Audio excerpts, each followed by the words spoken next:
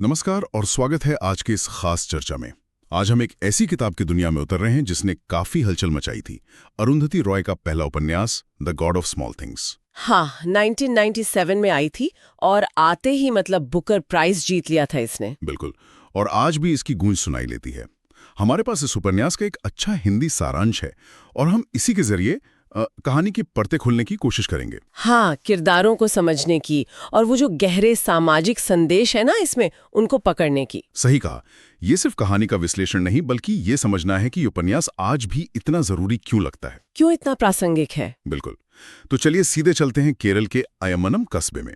यही कहानी सांस लेती है, कह सकते हैं। हाँ, अयमनम वो जगह सिर्फ एक लोकेशन नहीं है, वो किरदारों की जिंदगी का कैनवस है। और कहानी का समय भी वो सीधा नहीं चलता, कभी 1969 में तो कभी 23 साल बाद 1990s में। हाँ, और अयमनम का वो माहौल, हाँ, वो सिर्फ बैकग्राउंड नहीं है, वो खुद एक किरदार जैसा है।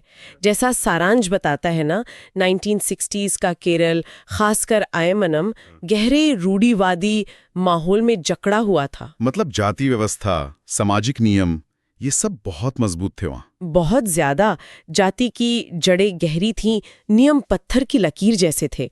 उपन्यास इसी माहौल का इस्तेमाल करता है ये दिखाने के लिए कि कैसे समाज लोगों की जिंदगियों को कंट्रोल करता है, कभी-कभी तो तबाह भी कर देता है। अच्छा, अयमनम एक तरह से उस समय के समाज का छोटा रूप बन जाता है। बिल्कुल, दबाव, परंपराएं, वर्जनाएं, सब कुछ वहां दिखता है। किरदारों की बात करें तो कहानी के दिल में वो दो जुड़वा बच्चे हैं, है ना? एस्थापन यानी एस्था, हाँ, जो थोड़ा ज्यादा सेंसिटिव है, चुप रहने वाला। और राहिल, वो थोड़ी ज्यादा इमोशनल, शायद ज्यादा एक्सप्रेसिव। हाँ, वो अपनी भावनाएं जाहिर कर देती है। ये बच्चे सिर्फ गवाह नहीं है, ये कहानी के केंद्र में है। और उनकी माँ अम्मू, एक तलाकशुदा महिला जो समाज के नियमों को। बिल्कुल, अम्मू का किरदार तो बहुत ही महत्वपूर्ण है। वो दिखाती है कि उस समाज में एक आजाद औरत होने की लड़ाई कितनी मुश्किल थी। उसका तलाकशुदा होना ही अपने आप में एक बड़ी बात थी उस समय। हाँ, और फिर उसकी अपनी इच्छाएं, उसका प्रेम, ये सब नियमों के खिलाफ था। परिवार के दूसरे सदस्य भी हैं। अम्मू का भाई चाको ऑक्सफोर्ड से पढ़ा हुआ। हाँ, लेकिन थोड़ा दम्भी भी, पढ़ा लिखा है पर घर की रूढ़ियों पर सवाल नहीं उठाता। सही। और उनकी चाची बीबी कोचम्मा, वो तो एकदम पुरानी सोच वाली कठोर। हाँ, बेबी कोचम्मा तो जैसे उन दमनकारी परंपराओं की प्रतीक है, खासकर जब बात औरतों या तथाकथित निचली जातियों की आती है। हर किरदार समाज के किसी पहलू को दिखाता है, ऐसा लगता है। हाँ, कह सकते हैं। चाको का पाखंड, बेबी कोचम्मा की कट्टरता। और फिर है वेलुथा।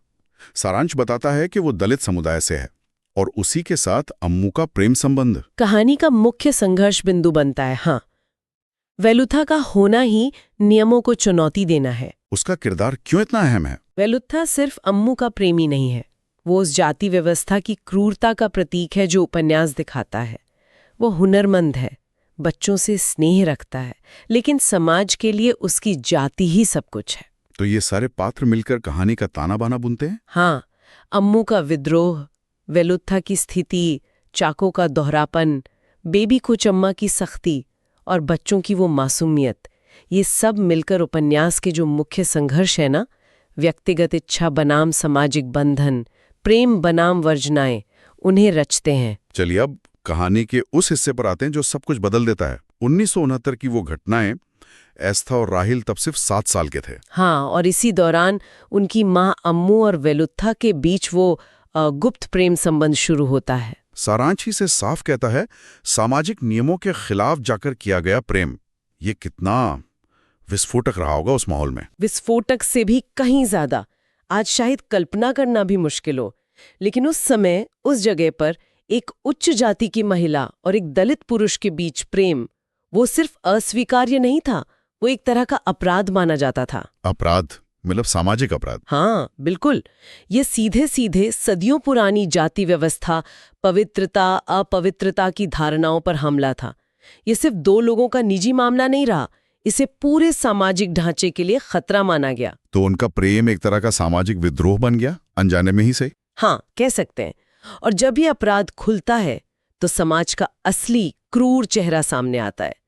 कहानी एक भयानक मोड़ लेती है। वेलुथा पर झूठे आरोप लगा दिए जाते हैं। हाँ, और परिवार के लोग ही, खासकर चाको और पुलिस, उसे बेरहमी से पीटते हैं। इतनी बेरहमी से कि उसकी मौत हो जाती है। हाँ, ये सब बच्चों की आंखों के सामने होता है, या कम से कम उन्हें इसकी भनक लगती है, और उनकी दुनिया हमेशा के लिए बदल जाती है। वेलुथा की मौत महज एक दुखद घटना नहीं है फिर तो। बिल्कुल नहीं, ये व्यवस्था द्वारा की गई एक हत्या है। ये दिखाता है कि कैसे सत्ताधारी वर्ग यानी उच्च जाति का परिवार और पुलिस अपनी सत्ता बनाए रखने के लिए किसी भी हद तक जा सकता है। हिंसा, अन्याय सब जायज हो जाता है उनके लिए। ये जातिवाद का सबसे क्रूर रूप है और सत्ता के दुरुपयोग का उदाहरण। एकदम नग्न उदाहरण। निर्दोष को बलि का बकरा बना दिया जाता है ताकि व्यवस्था बनी रहे। और अम्मू का क्या होता है? उसे भी तो सजा मिलती है। हाँ, उसे भारी कीमत चुकानी पड़ती है। परिवार उसे निकाल देता है, वो अकेली पड़ जाती है, और कुछ साल बाद उसकी भी दुखद मौत हो जाती है। बच्चों के सिर से माँ का साया उठ जाता है। ये पितृसत्ता का भी उदाहरण है ना? बिल्कुल। उसे सिर्फ वेलुथा से प्रेम करने की सजा नहीं मिलती, उसे एक ऐसी औरत होने की सजा मिलती है जिसने अपनी मर्जी से जीने की कोशिश की। तलाकशुदा होना, प्रेम करना, ये सब उस समाज को मंजूर नहीं था। और उसका अपना भाई चाको भी उसे तिरस्कार से देखता है। हाँ, जबकि वो खुद नैतिकता के पैमाने पर कहाँ खरा उतरता है, ये दोहरा मापदंड साफ दिखता है। ये सब हुआ 1969 में। फिर कहानी 23 साल आगे जाती है 1990s में। इस्ता और रेहेल अब बड़े हो गए, IMNM में फिर मिलते हैं। हाँ, लेकिन वो पहले जैसे नहीं रहे। सारांश कहता है, इस्ता अब एकदम चुप और समाज से कटा हुआ रहता है। और रेहेल, वो दिल्ली से लौटी है, उसकी शादी भी असफल रही। बचपन की वो चंचलता, वो शरारतें सब जैसे खो गई हैं। उनके मिलने में भी शब्द कम है, खामोशी ज्यादा है। हाँ, ऐसा लगता है जैसे उनके बीच एक गहरा अनकहा सा बंधन है। शायद वो साझा दर्द, अकेलेपन और उस अतीत के बोझ से बना है जिससे वो कभी उभर ही नहीं पाए। बिल्कुल। वो खामोशी चीख चीख कर बताती है कि बचपन में जो चोट लगी थी उसका असर कितना गहरा और स्थायी है। यहाँ वो बाल मनोविज्ञान और मासूमियत का कुचला जाने वाला पहलू सामने आता है। हाँ, बच्चे समाज के नियम, उसका पाखंड पूरी तरह नहीं समझ पाते, लेकिन चोट उन्हीं पर सबसे गहरी लगती है। जिंदगी भर पीछा करती है वो चोट। एस्ता का वो मौन, वो शायद उसी अपराध बोध, डर और उन यादों का प्रतीक है। हाँ, जिन्हें वो शब्दों में बयान नहीं कर सकता। और रेहिल का वापस IMNM आना, वो भी शायद उसी बिखरे अतीत को समझने की, उस खालीपन को भरने की कोशिश है जो बचपन की घटनाओं ने पैदा किया। तो अगर हम मुख्य विषयों को समेटें तो सारांश के हिसाब से सबसे पहले तो जातिवाद। हाँ, जो अम्मू वेल्यूथा के रिश्ते और वेल्यूथा के अंत में साफ दिखता है। फिर पितृसत्ता और महिला दमन, जैसा अम्मू के साथ हुआ। बिल्कुल, ये दोनों बहुत केंद्रीय विषय हैं। उपन्यास दिखाता है कि कैसे जाति और लिंग के नियम जिंदगियों को कंट्रोल करते हैं, कुचल देते हैं। अम्मू की कहानी सिर्फ उसकी नहीं, उस जैसी कई औरतों की कहानी है। और तीसरा बड़ा विषय सत्ता और अन्याय का वो तंत्र। हाँ, कैसे परिवार, समाज, पुलिस ये सब मिलकर कमजोर के खिलाफ खड़े हो जाते हैं। वेलुथा का मामला यही दिखाता है। ये दिखाता है कि सत्ता कैसे काम करती है, कैसे वो अपनी रक्षा के लिए नियमों को तोड़ मरोड़ सकती है। निश्चित रूप से, लेकिन इन बड़े भारी विषयों के बीच उपन्यास का एक और मर्म है, शायद जो शीर्षक में छिपा है, the God of small things, छोटी चीजों का देवता। छोटी चीजों का देवता, इसका क्या मतलब हो सकता है, जरा समझाएं। मतलब ये कि जो बड़ी संरचनाएं हैं ना, जाति, धर्म, राजनीति, नियम, इतिहास, उनके शोर में अक्सर वो छोटी छोटी चीजें दब जाती हैं जो असल में जीवन को मायने देती हैं।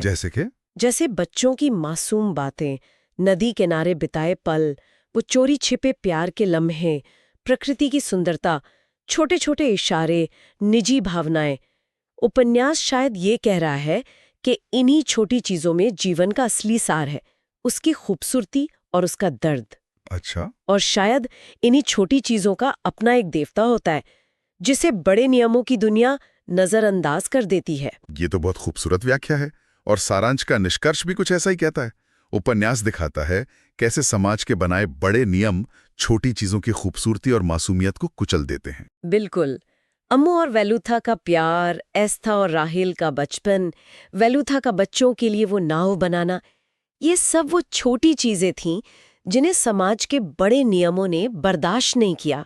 हाँ, वो लव लॉज जैसा उपन्यास में कहा गया है। हाँ, वो नियम तय करते हैं कि किसे प्यार करना है, कितना करना है, कैसे करना है, और जो इन्हें तोड़ता है उसे सजा मिलती है। अब जरा अरुंधति रॉय की लेखन शैली पर बात करते हैं। सारांश कहता है उनकी शैली काव्यात्मक, प्रतीकात्मक और गहन है। हाँ, भाषा बहुत सुंदर है, उसमें एक लय है। और कहानी कहने का तरीका भी सीधा नहीं है। वर्तमान और अतीत के बीच लगातार घूमती रहती है कहानी, कभी 1969, कभी 1990। ये पाठक के लिए मुश्किल नहीं होता? मुश्किल शायद शुरू में लगे, लेकिन ये बहुत प्रभावी तरीका है। ये जो गैर रेखीय कथा शैली है ना, ये सिर्फ स्टाइल नहीं है, ये कहानी के अनुभव को गहरा बनाती है। कैसे? ये इस बात पर जोर देती है कि अतीत कभी मरता नहीं, वो हमेशा वर्तमान का हिस्सा बना रहता है, उससे प्रभावित करता है। जैसे एस्था और राहेल के जीवन पर उनके बचपन का असर हावी है। हाँ, ये पाठक को ज्यादा एक्टिव रखता है। बिल्कुल, उसे जोड़ने और समझने के लिए प्रेरित करता है। और भाषा का प्रतीकात्मक होना, सारांश में शायद नदी, पतंगें, अचार फैक्ट्री का जिक्र है। हाँ, उपन्यास प्रतीकों से भरा पड़ा है। अयमनम की वो नदी, वो सिर्फ नदी नहीं है, वो समय का प्रवाह है, जीवन मृत्यु है, सीमाओं को तोड़ने और जोड़ने का प्रतीक है। और अचार की factory, paradise pickles and preserves. हाँ, वो शायद अतीत को सहेजने की कोशिश है, या फिर रिश्तों के खट्टे मीठे स्वाद का प्रतीक। ये प्रतीक कहानी को कई मतलब देते हैं, उसे सिर्फ एक यथार्थवादी कहानी से कहीं ज्यादा बना देते हैं। भाषा खुद में काव्यात्मक है। हाँ, शब्दों का चुनाव, वाक्यों की लय, सब मिलकर एक अनोखा अनुभव रचते हैं। रॉय की शैली दिखाती है कि भाषा सिर्फ कहानी कहने का जरिया नहीं, वो खुद कहानी का हिस्सा है। हर छोटी चीज, हर शब्द मायने रखता है। ये छोटी चीजों का महत्व लिखने के तरीके में भी झलकता है। तो कुल मिलाकर the God of small things सिर्फ एक परिवार की कहानी या दुखद प्रेम कहानी नहीं है। नहीं, बिल्कुल नहीं, ये उससे कहीं ज्यादा है। ये भारतीय समाज की उन गहरे दरारों, जातिवाद, पितृसत्ता, वर्गभेद, राजनीतिक पाखंड पर एक बहुत ही बेबाक और मार्मिक टिप्पणी है। हाँ, और ये दिखाती है कि कैसे बड़ी सामाजिक और ऐतिहासिक ताकतें व्यक्तिगत जीवन को, खासकर मासूमियत को रौंद सकती हैं। ये उपन्यास असहज करने वाले सवाल उठाता है। बिल्कुल, हमें सोचने पर मजबूर करता है कि हम कैसे समाज में रहते हैं, हमारे नियम कितने मानवीय हैं, और सत्ता का खेल कैसे निर्दोषों की जिंदगी तबाह कर सकता है।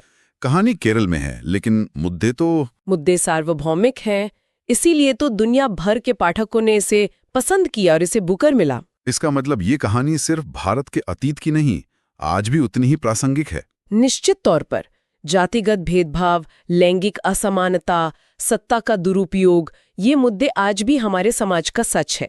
शायद उनके रूप बदल गए हों, लेकिन वो मौजूद हैं।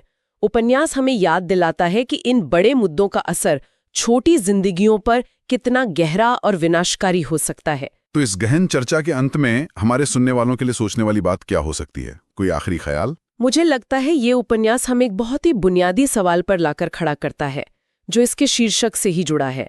क्या समाज के बनाए बड़े नियम हमेशा व्यक्तियों की छोटी खुशियों, छोटी आजादियों या इनके अपने सच से ज्यादा महत्वपूर्ण होने चाहिए? कहानी हमें दिखाती है कि जब बड़े नियम इन छोटी चीजों पर हावी हो जाते हैं, तो इंसानियत का कितना नुकसान होता है। तो शायद हमें ये सोचना चाहिए, आज हमारे अपने जीवन में, हमारे समाज में वो कौन सी छोटी चीजें हैं, भावनाएं, रिश्ते, व्यक्तिगत सच, जिन्हें हम बड़े सामाजिक, राजनीतिक या आर्थिक नैरेटिव के नीचे दबा रहे हैं या अनदेखा कर रहे हैं। किन छोटी चीजों के देवताओं को हम भूलते जा रहे हैं? हाँ, बिल्कुल। ये एक ऐसा सवाल है जो हमें अपने अंदर और अपने आसपास देखने पर मजबूर करता है।